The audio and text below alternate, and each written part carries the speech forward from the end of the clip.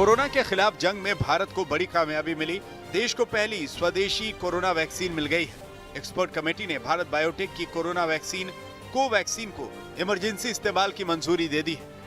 इससे पहले serum institute की कोविशील्ड वैक्सीन के आपात इस्तेमाल को मंजूरी दी गई थी। कोरोना वैक्सीन को लेकर यूपी में सियासत तेज हो गई है। पूर्व सीएम अखिलेश यादव ने कोरोना वैक्सीन नहीं लगाने की बात कही है। अखिलेश का कहना है कि उन्हें बीजेपी की कोरोना वैक्सीन पर भरोसा नहीं है। ऐसे में जब उनकी सरकार आएगी तो लोगों को फ्री में कोरोना वैक्सीन लगाई जाएगी। अखिलेश ने कोरोना के नाम पर बीजेपी पर मुद्दों को गुमराह करने का आरोप लगाया। हालांकि बाद में अखिलेश ने सफाई देते हुए कहा कि उन्हें वैज्ञानिकों पर भरोसा है, लेकिन बीजेपी के सिस्टम पर नहीं। देखिए, मैं तो नहीं लगवाऊंगा अभी वैक्सीन। मैंने अपनी बात कह दी, और वो भी बीजेपी लगाएगी, उसका भरोसा करूंगा मैं? अरे जाओ भाई। अरे अपनी सरकार आएगी, सबको फ्री वैक्सीन लगेगी। हम बीजेपी का वैक्सीन नहीं लगवा सकते। अखिलेश के बयान पर यूपी में सियासत तेज हो गई। बीजेपी ने अखिलेश के बयान को गैर जिम्मेदाराना बताया। वहीं अखिलेश के बयान पर उमर अब्दुल्ला की भी प्रतिक्रिया आई। उमर अब्दुल्ला का कहना है कि वैक्सीन किसी पार्टी की नहीं है, ऐसे में वो वैक्सीन जरूर लगवाएंगे। सीएम योगी आदित्यनाथ ने यूपी में जल्द वैक्सीनेशन का काम शुरू होने की उम्मीद जताई है। योगी का कहना है कि मकर संक्रांति तक राज्य में कोरोना का टीका लगाने का काम शुरू हो सकता है। वहीं यूपी के सभी जिलों में 5 जनवरी को ट्रायल शुरू हो जाएगा। बीसीसीआई अध्यक्ष सौरव गांगुली की तबीयत स्थिर है। गांगुली को जिम में वर्कआउट के दौरान दिल का दौरा पड़ा था, जिसके बाद उन्हें अस्पताल में भर्ती कराया गया। उनका हाल जानने के लिए पश्चिम बंगाल के राज्यपाल जगदीप धनखड़ और मुख्यमंत्री ममता बनर्जी समेत कई मंत्री और नेता अस्पताल पहुंचे और जल्द स्वस्थ होने की कामना की।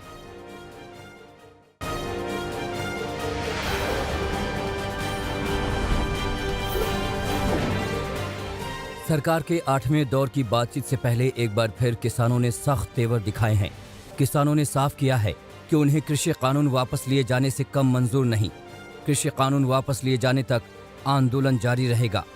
किसानों ने आंदोलन को लेकर दुष्प्रचार करने का आरोप भी लगाया। वहीं केंद्रीय मंत्री प्रकाश जावड़ेकर ने 4 जनवरी को गतिरोध खत्म होने की उम्मीद जताई है। कृषि कानून को लेकर किसानों और केंद्र सरकार के बीच चल रहे घमासान के बीच राजस्थान सरकार और कांग्रेस संगठन के कार्यकर्ता आज धरने पर रहेंगे। सुबह 11 बजे से शाम 4 बजे तक जयपुर के शहीद स्मारक पर सरकार के मंत्री, विधायक, कांग्रेस नेता और कार्यकर्ता धरना देंगे। मुख्यमंत्री अशोक गहलोत, प्रदेश कांग्रेस अध्यक्ष गोविंद सिंह डोटासरा भी धरने में शामिल होंगे। 3 दिन पहले मुख्यमंत्री आवास पर हुई कैबिनेट की बैठक में किसानों के समर्थन में पीसीसी की ओर से धरना दिए जाने का निर्णय लिया गया था।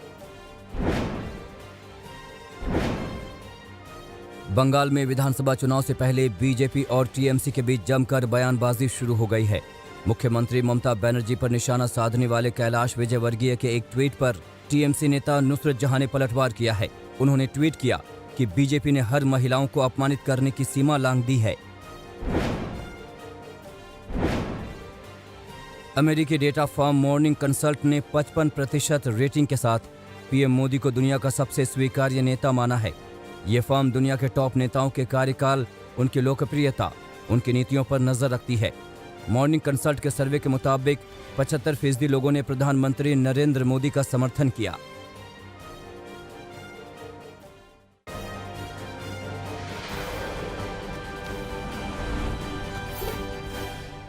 दिल्ली में पेट में कैप्सूल रखकर ड्रग की तस्करी का हैरान करने वाला खुलासा हुआ है। जानकारी के मुताबिक दिल्ली इंटरनेशनल एयरपोर्ट पर कस्टम डिपार्टमेंट के अधिकारियों को सीक्रेट इनपुट मिला था कि ड्रग की तस्करी हो रही है।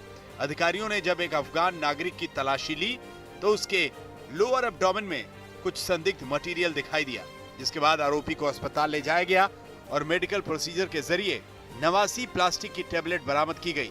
प्लास्टिक के कैप्सूल से लगभग 635 ग्राम व्हाइट पाउडर निकला।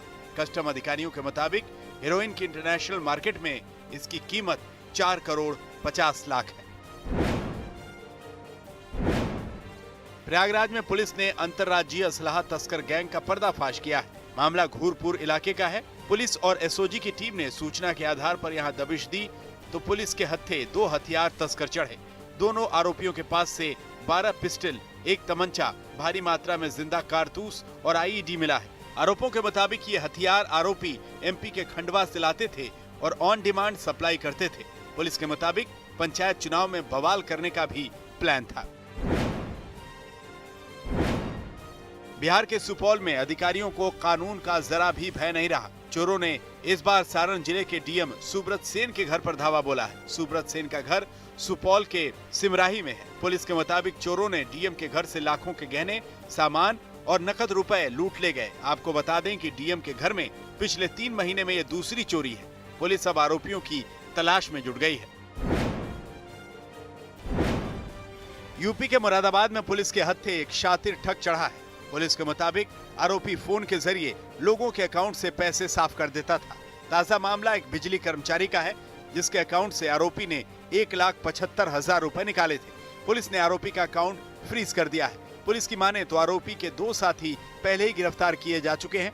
अब पुलिस जांच कर रही है कि इन आरोपियों ने अब तक किसे और कितने का चूना लगाया है। यूपी के झांसी में एक शख्स की पिटाई का वीडियो वायरल हुआ है। मामला प्रेमनगर थाने का बताया जा रहा है। आरोपों के मुताबिक युवक किसी लड़की के साथ छेड़खानी कर रहा था। लोगों के विरोध करने पर युवक ने तमंचा निकाला और सबको धमकाने लगा, मगर लोगों की भीड़ ने तमंचा छीन लिया और युवक को जमकर धुना। हालांकि हम इस वीडियो की पुष्टि नहीं करते, मगर पुलिस की माने तो 2 पक्षों में जमकर मारपीट हुई है, जिसका वीडियो वायरल हुआ है।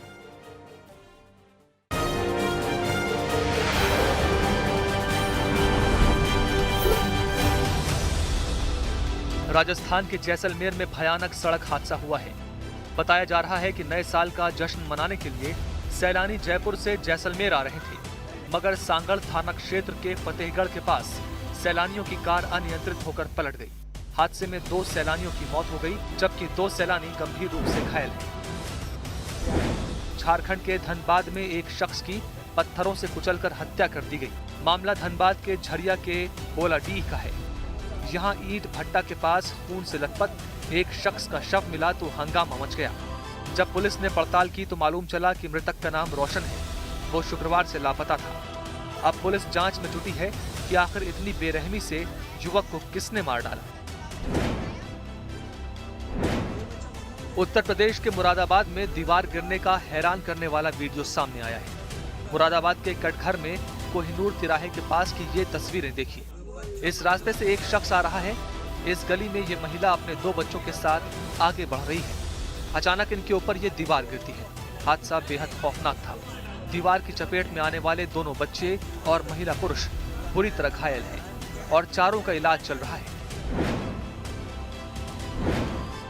यूपी के बरेली में एक बार फिर लव जिहाद का मामला सामने आया है। आरोपों के मुताबिक यहां अबरार नाम का एक शख्स एक लड़की को जबरन धर्म परिवर्तन करके शादी करने का दबाव बना रहा है। आरोपों के मुताबिक अबरार की छेड़खानी से तंग आकर लड़की के पिता ने लड़की की शादी कर दी थी। बावजूद इसके अबरार लड़की के ससुराल पहुंचा और तमंचा लहराकर धमकाने लगा। आरोपी की धमकी के बाद पीड़िता ने खुदकुशी की भी कोशिश की। अब पुलिस ने अबरार और उसके 2 साथियों के खिलाफ मामला दर्ज कर लिया है और जांच कर रही है। मथुरा में बदमाशों के हौसले किस कदर बुलंद हैं, उसकी ताजा घटना वृंदावन कोतवाली के अंतर्गत आने वाले ओमैक सिटी में हुई है। आरोपों के मुताबिक दोपहर करीब 1 बजे आरोपी एक घर में घुसे। उस वक्त घर में महिला अकेली थी। आरोपियों ने महिला को बंदूक की नोक पर बंधक बनाया और घर का सारा सामान, रुपए, जेवरात लेकर चंपत हो गए। आरोपियों ने महिला से मारपीट भी की। अब पुलिस मामले की जांच कर रही है।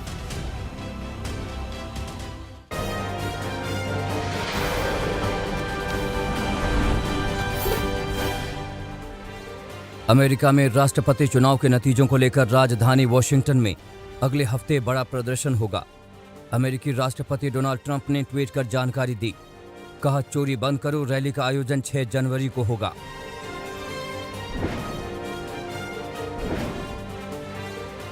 चाइना मीडिया ग्रुप के महानिदेशक शन हाईशोंग ने चीन संबंधी रिपोर्टों को लेकर एक बार फिर पश्चिमी मीडिया पर हमला बोला।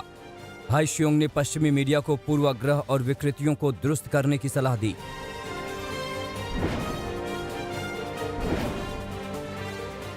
उत्तर कोरिया के सुप्रीम लीडर किम जोंग ने नए साल पर जनता को खत लिखा। कहा, मैं देश के लिए सभी लोगों के लिए खुशियों की शुभकामनाएं करता हूं। किम ने देश के लोगों को पहली बार खत लिखकर संबोधित किया।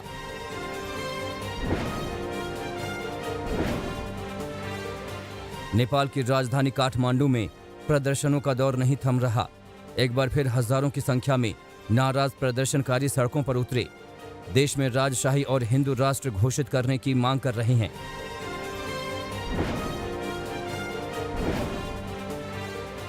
इंपीरियल कॉलेज लंदन ने अपने सर्वे में कोरोना के नए स्ट्रेन को बताया पहले से ज्यादा खतरनाक। तेजी से फैलता है कोरोना वायरस का नया स्ट्रेन, हर उम्र के लोगों को करता है प्रभावित, युवाओं को आसानी से बना रहे हैं बीमार।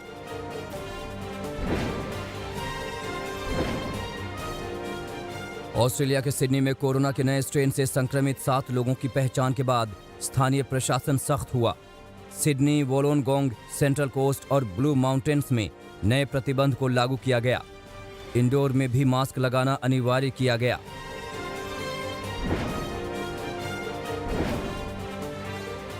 दुनिया भर में कोरोना से करीब 18,40,000 लोगों की जान चली गई। संक्रमितों की संख्या 8 करोड़ 45 लाख के पार हो गई है। करीब 6 करोड़ लोग ठीक हो चुके हैं।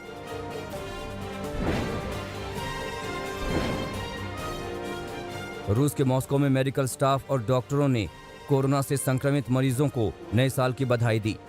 रूसी सांता क्लॉज और स्नो मेरिन के रूप में डॉक्टर पहुंचे। मरीजों को खुश करने और उनका भरोसा बढ़ाने के लिए नई पहल की गई।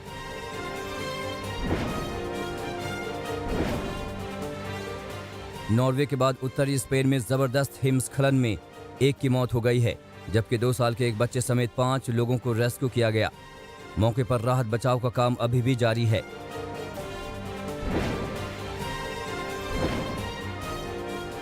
दक्षिण कोरिया में जारी प्रतिबंधों की वजह से कोरियन के पॉप बैंड्स ऑनलाइन कॉन्सर्ट में शामिल हुआ।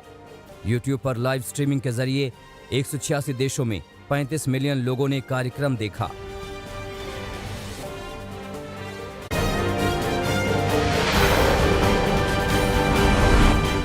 नमस्कार, मैं हूं अंजना ओम कश्यप। हमें उम्मीद है ये वीडियो आपको पसंद आया होगा। लेटेस्ट खबरों के लिए यूं ही देखते रहिए आज तक, और इस वीडियो के पसंद आने पर लाइक, शेयर एंड सब्सक्राइब करना ना भूलें।